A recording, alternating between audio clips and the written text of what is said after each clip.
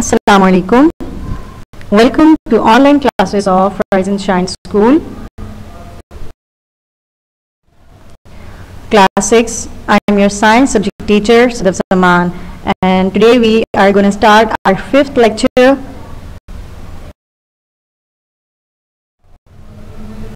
और इसके लिए हम अपनी बुक का पेज नंबर 11 जो है वो रीड करेंगे.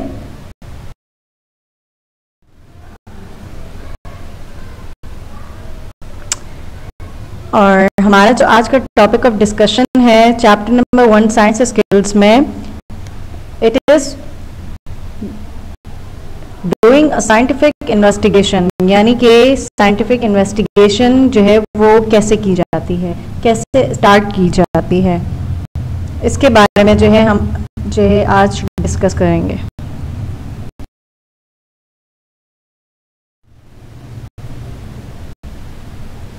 और हमारे जो लर्निंग ऑब्जेक्टिव होंगे, यानी in the end of the lesson you students will be able to learn that how to do preparation in a scientific investigation. यानी कि आप लोग ये जान पाएंगे कि अगर हम कोई साइंटिफिक इन्वेस्टिगेशन यानी कि साइंस पे जो रिसर्च कर रहे हैं, सही है, तो अगर कोई साइंस पे रिसर्च की जा रही है तो उसके लिए सबसे पहले जो है प्रिपरेशन तैयारी की जाती है ना. हम भी कहीं जा रहे होते हैं बाहर, तो हमने इरादा किया है कि हमने कहीं बाहर जाना, तो बाहर जाने के लिए पहले क्या करेंगे, घर पे तैयारी करेंगे ना.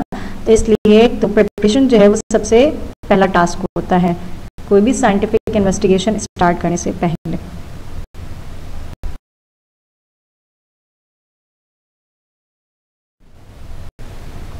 ओके, अब जो है हम साइंटिफिक इन्वेस्टिगेशन की बात कर रहे हैं, तो सबसे पहले ही हम ये पढ़ लेते हैं या ये समझ लेते हैं कि that what is scientific investigation, कि एक साइंटिफिक इन्वेस्टिगेशन होती क्या है ना. तो scientific investigation is using evidence from observations and investigations to create logical explanations and answer questions. यानी कि साइंटिफिक इन्वेस्टिगेशन हम क्या करते हैं कि जो भी हम ऑब्जर्वेशन करते हैं अपनी डेली रूटीन में, जो चीज़ें जो है वो गौर कर रहे होते हैं जिन चीज़ों पे, और उनसे रिलेटेड जितने भी हम सबूत इकट्ठे कर रहे होते हैं, सही इन्वेस्टिगेट कर रहे होते हैं, जांच पड़ताल करते हैं ना, जिनको खोज लगा रहे हो यानी सर्च कर रहे हो, तो उन सबको हम जब इकट्ठा करते हैं और इकट्ठा करके क्या करते हैं, उनकी जो लॉजिकल एक्सप्लेनेशन यानी कि लॉजिकल वो वजाहतें देते हैं जो हमारा दिमाग जो है उनको एक्सेप्ट कर सके, कबूल कर सके, और हमारे जहन में जितने भी सवालात किसी भी चीज़ के हवाले से मौजूद है ना, उन सबको हम सॉल्व कर सकें. तो ये है एक साइंटिफिक इन्वेस्टिगेशन की डेफिनेशन, कि हम क्या करते हैं अपनी डेली बेसिस की जो ऑब्जर्वेशन होती है और जितनी भी इन्वेस्टिगेशंस होती हैं उनसे क्या करते हैं, अपने एविडेंस यानी सबूत वगैरह जो होते हैं उनको इकट्ठा करते हैं, और एविडेंस कह लो, सही, या सबूत वगैरह, तो उन सबको इकट्ठा करते हैं और उनसे क्या करते हैं, लॉजिकल एक्सप्लेनेशंस बनाते हैं. और वो लॉजिकल एक्सप्लेनेशंस हम दूसरों से ज़्यादा सबसे पहले खुद को कन्विंस करने के लिए, क्योंकि सबसे पहले जब इंसान खुद कन्विंस होता है, सही, अपनी ज़ात जो होती है ना, जब तक आपकी अपनी ज़ात मुतमईन नहीं होगी ना, तब तक कोई और आपसे मुतमईन नहीं हो पाता. तो इसलिए वो लॉजिकल एक्सप्लेनेशंस हम अपने लिए बेसिकली क्या करते हैं, इकट्ठे कर रहे हैं. तो जब हम इकट्ठे कर लेते हैं और वो हमारा दिमाग एक्सेप्ट कर ले, और फिर उसके बाद हम दूसरों को चीज़ सामने रखते हैं और उन क्वेश्चन के आंसर करने की कोशिश करते हैं, असल में जो दूसरों को और हमें तंग कर रहे होते हैं जहन में क्या है, ये है तो कैसे, सही. तो ये है साइंटिफिक इन्वेस्टिगेशन.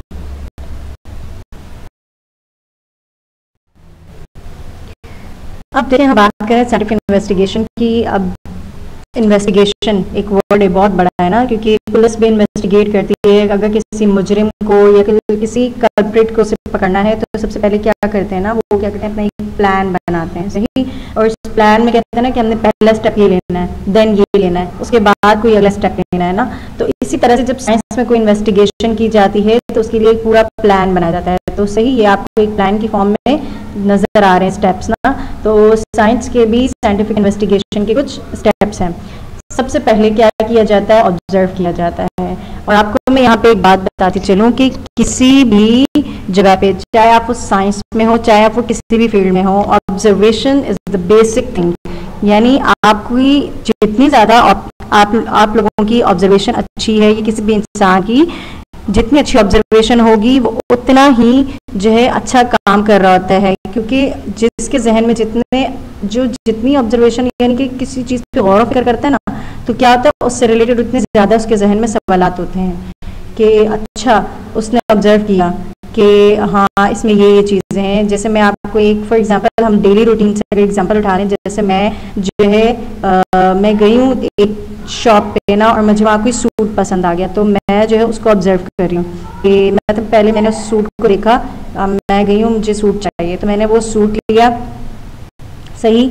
अब मैं जो सामने रखा हुआ है मैं उसको ऑब्जर्व कर रही हूँ कि आया ये जो है कैसा, फिर उससे रिलेटेड मेरे जहन में सवाल है अच्छा मैं ये ले तो लूँ मुझ पर कैसा लगेगा ना, ये सवाल मेरे जहन में आ गया, सही। मैं लेके कि ये यार ये मैं ले तो लूँ मुझ पर लगेगा कैसा, तो फिर मैंने उसको इमेजिन किया, सही। तो वो जो इमेजिनेशन आ गई ना वो किस में आ गई, हाइपोथेसिस में आ गई कि ये मेरा क्या है एक गेस होगा ना कि मैं जहन में सोच रही हूँ हाँ यार ये इस तरह लगेगा ये इस तरह लगेगा ना, अपने जहन में डिफरेंट अपनी व्यूज़ बना रही हूँ कि इस तरह का लगेगा, सही। तो ये यहाँ तक का तो था।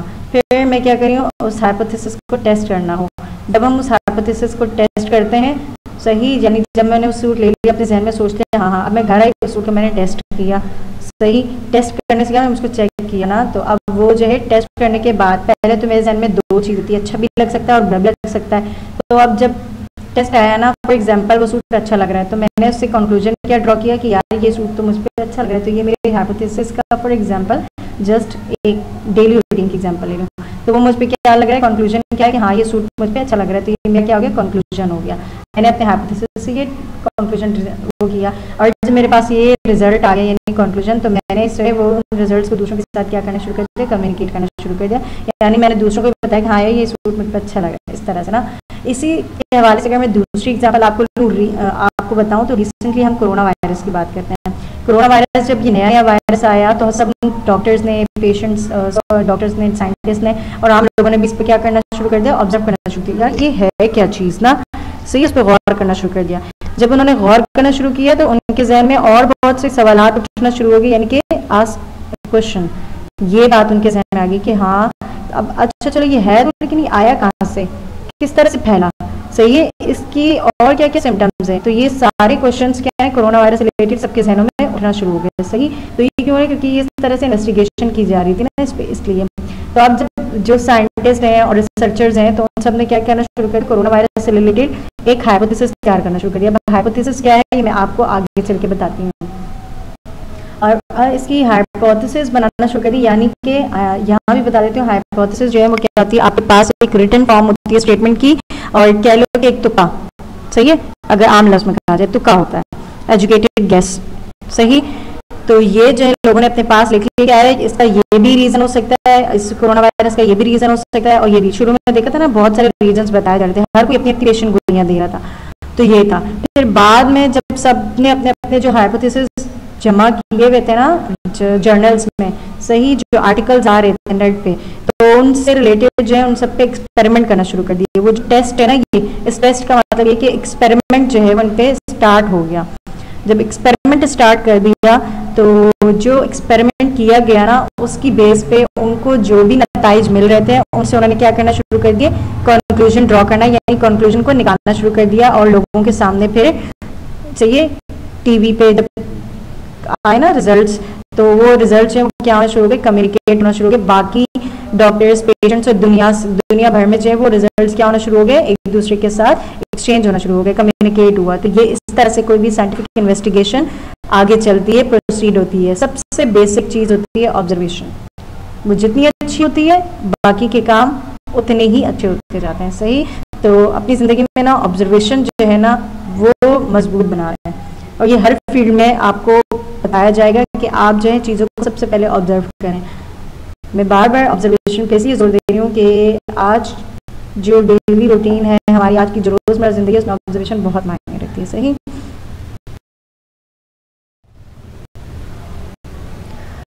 अब बात करते हैं पार्ट्स ऑफ इन्वेस्टिगेशन ना, यानी साइंटिफिक इन्वेस्टिगेशन के जो पार्ट्स हैं, अब आपकी बुक में जो जिक्र किए गए हैं, मेंशन किए गए हैं, उनमें क्या है, number 1 preparation, number 2 carrying out the investigation, number 3 reviewing and reporting on the investigation. और इसमें ज़ाहिर है ये इतने 3 पार्ट्स हैं, लेकिन इनमें भी आगे इनके पार्ट्स हैं। तो हम आज जो है आज के लेक्चर में सिर्फ और सिर्फ फर्स्ट पार्ट जो है प्रिपरेशन उसको कवर करेंगे, सही। और जो बाकी के 2 पार्ट्स हैं वो नेक्स्ट लेक्चर में हम प्रोसीड करेंगे इससे। तो हम प्रिपरेशन की तरफ चलते हैं। प्रिपरेशन सही, इसके क्या है, 3 पार्ट्स हैं। Number 1 hypothesis, number 2 variables and number 3 a fair test. अब ये है क्या, ये सारी चीजें ये मैं आपको आगे स्लाइड में बताती हूँ।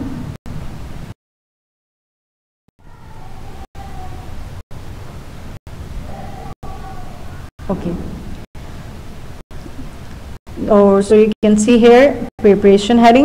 प्रिपरेशन क्या है कि आप, जाहिर है मैंने प्रिपेयर वर्ड बताया, आपको नाम से पता चल रहा है तैयारी। तो आप एक साइंटिफिक इन्वेस्टिगेशन करने स्टार्ट हो रहे हैं, तो आपको सबसे पहले क्या करना है, प्रिपेयर करना है खुद को भी, और उस एक्सपेरिमेंट से रिलेटेड जितना भी सामान है, अपरेटस जिसे कहते हैं ना, वो आपने क्या करना है, पहले से तैयार करके रखना है, ताकि ड्यूरिंग एक्सपेरिमेंट आपको किसी भी तरह का कोई मसला पेश ना आए। Okay, got it. तो अब जो है हम बात करते हैं पार्ट्स ऑफ प्रिपरेशन की, कि जो प्रिपरेशन हम कर रहे हैं उसमें क्या क्या पार्ट्स हो जाते हैं ना। तो नंबर 1 हाइपोथेसिस है। हाइपोथेसिस मैंने आपसे कहा था कि हम जो एक्सपेक्ट कर रहे होते हैं ना, यानी हमारे जहन में बहुत से ख्यालात आते हैं ना एक चीज़ को लेके, क्या है ये भी हो सकता है, ये भी हो सकता है और ये भी हो सकता है ना, तो डिफरेंट आइडियाज़ को कह सकते हैं, और यानी तो के गेसेस हो सकते हैं, तो उनको कहते हैं। लेकिन साइंस की फॉर्म, साइंस में जो है आपके पास हाइपोथेसिस कहलाता है educated guess in the form of a statement, या फिर हम कहते हैं ट्रायल आइडिया। सही है, एक ट्रायल आइडिया जिसे हम क्या करेंगे, आगे ट्रायल बेसिस पे ट्राई करते हैं, और अगर वो सही हो जाता है तो फिर आपकी थ्योरी बनती है, देन उसके बाद उसका रिजल्ट और कंक्लूजन वगैरह निकाला जाता है। सही, तो ये बात है। अब जो हम इस एक्सपेरिमेंट में असल में हाइपोथेसिस लेके चल रहे हैं, उसका मकसद क्या है कि हम अपनी हाइपोथेसिस को टेस्ट करना चाहते हैं। हमारा मकसद क्या होता है हाइपोथेसिस को, कि हम उस हाइपोथेसिस को, यानी जो हमारे जहन में ख्याल आ रहा है ना, असल में हम उसके ऊपर क्या करना चाह रहे हैं, एक्सपेरिमेंट करना चाह रहे हैं। जैसे आपको यहाँ नजर आ रहा है ना कि इनके जहन में जो सवाल था, और तो वो उस पर क्या करना चाह रही है, एक्सपेरिमेंट करने चाह रही हैं। तो यहाँ पे देखें एग्जाम्पल, मैं क्या हाइपोथेसिस, मेरे जहन में क्या ख्याल आया, या मुझे किसी ने ये कहा कि भाई शुगर जो है वो गर्म पानी में ज़्यादा अच्छे से डिजॉल्व होती है बनिस्बत कोल्ड वाटर के, ठंडे पानी के। अब मैंने कहा अच्छा ऐसा होता है, तो ठीक है मैं चेक कर लेती हूँ। तो ये भी एक तरह से मैं क्या करें, एक एक्सपेरिमेंट करना चाह रही हूँ ना, कि वाकई में ऐसा होता है, अगर ऐसा होता है तो फिर मुझे एक्सपेरिमेंट करना चाहिए, और होगा तो फिर मुझे रिजल्ट भी पता चल जाएगा। तो इन्होंने ये क्या किया है यहाँ पे, तो ये यहाँ पे यही किया जा रहा है कि हाँ भाई शुगर जो है वो पानी में डिजॉल्व होती है, गर्म पानी में और कोल्ड वाटर में, तो ये चेक करना चाह रही है। इसके लिए अपने पास पूरा अपरेटस लेके रखा हुआ है, यानी ये थर्मोमीटर, बीकर, स्टेरर जिससे हिलाना है ना वो, और शुगर, और इसके साथ स्पून, ये सब कुछ इन्होंने पहले से तैयार किया हुआ है, क्योंकि इस एक्सपेरिमेंट के लिए ये सारी चीज़ें इनको रिक्वायर्ड है। सही,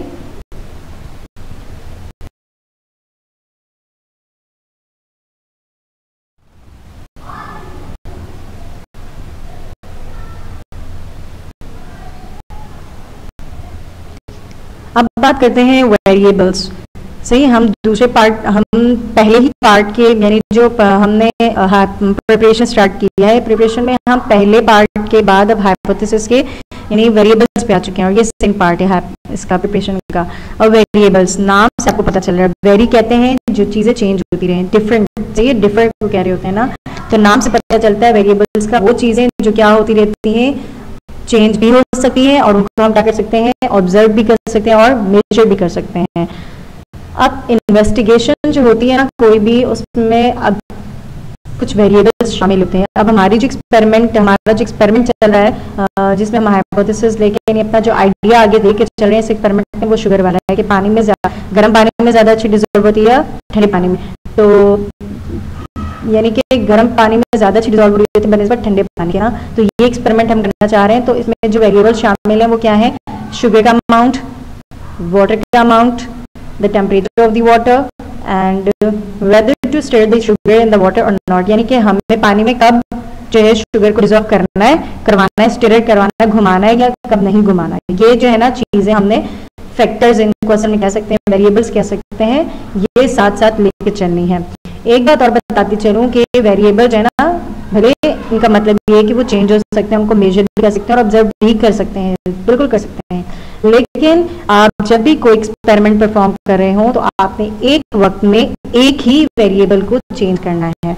अगर आप एक वक्त में डिफरेंट वेरिएबल्स को। फॉर एग्जांपल यहाँ पे मैंने शुगर को चेंज किया, साथ में वाटर को भी चेंज कर दिया, टेम्परेचर भी वाटर चेंज कर दिया, और फिर घुमाने की स्पीड भी चेंज है। तो इस तरह से क्या होगा, आपके रिजल्ट पे बहुत बुरा इफेक्ट पड़ने वाला है, वो रिजल्ट नहीं मिलेगा जो आपको रिक्वायर्ड है। सही, तो इसलिए एक वक्त में सिर्फ एक वेरिएबल चेंज करें ताकि आपको आपके रिक्वायर्ड रिजल्ट्स की एक्सपेक्टेशन ज़्यादा हो।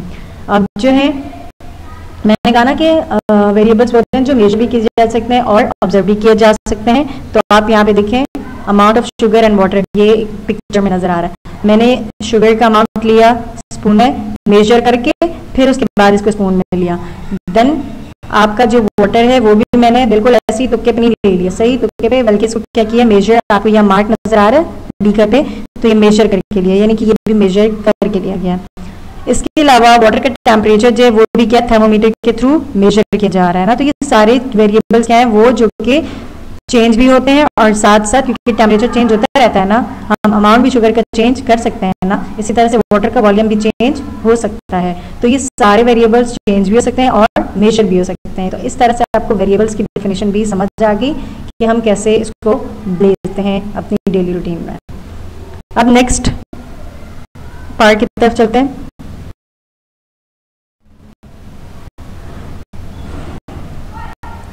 Next part is it's a fair test. अब फेयर टेस्ट की बात हो रही है कि आपके पास एक फेयर टेस्ट वो होगा जिसमें सिर्फ हम सेम टाइम पे एक वेरिएबल, यानी अगर एक वक्त में आप काम कर रहे हैं ना, तो उसमें एक साथ सब चीज़ों को ना छेड़ दें। भाई अमाउंट भी शुगर का चेंज कर दिया, वाटर का अमाउंट भी चेंज कर दिया, साथ में स्टीयरिंग की स्पीड भी चेंज कर दी, नहीं, ये किया तो बहुत बुरा असर पड़ेगा, और ये फेयर टेस्ट नहीं है ना। सही है, तो हम कहते हैं ना खेल में भी भाई आप रूल रखें कि एक ये चीज़ होगी, यानी कि सब तो रूल्स बनाए थे, तो यहाँ पे भी एक रूल बनाया गया कि सिर्फ आपने क्या करना है, एक वेरिएबल को सेम टाइम पे चेंज करना है, नॉट एनी अदर वन।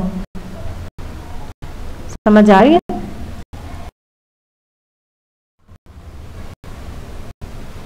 अब जो है होमवर्क मैंने आपको दिया है पेज नंबर 11, आपने चैप्टर साइंस स्किल्स का बहुत अच्छे से रीड करना है। इसके अलावा क्वेश्चन नंबर 3, 4 एंड 5 जो है वो आपको फाइल अटैच मिलेगी साइंस स्किल्स चैप्टर की, तो इसके क्वेश्चन आपने करना है।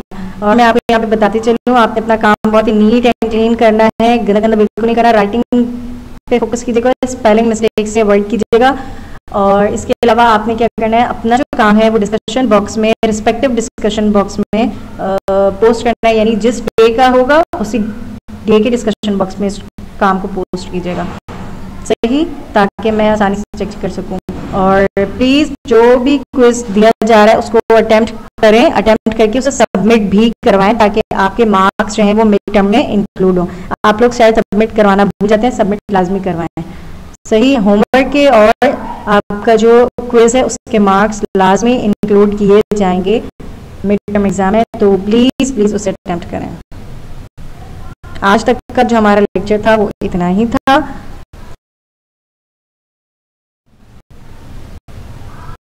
क्वेश्चन नंबर 3, 4 एंड 5 की पिक्चर आपको यहाँ नजर आ रही है। डिफाइन केमिस्ट्री, केमिस्ट्री की डेफिनेशन ये लिखी हुई है, डिफाइन फिजिक्स, और ये फिजिक्स की डेफिनेशन। इसके अलावा लैब सेफ्टी रूल्स पे शॉर्ट नोट है, ये आपने करना है। और इसका हाफ क्वेश्चन जो है वो इस पेज पे आपको मिलेगा, नेक्स्ट स्लाइड पे है, इसकी फाइल जो अटैच मिली है आप वहाँ से इससे कर सकते हैं।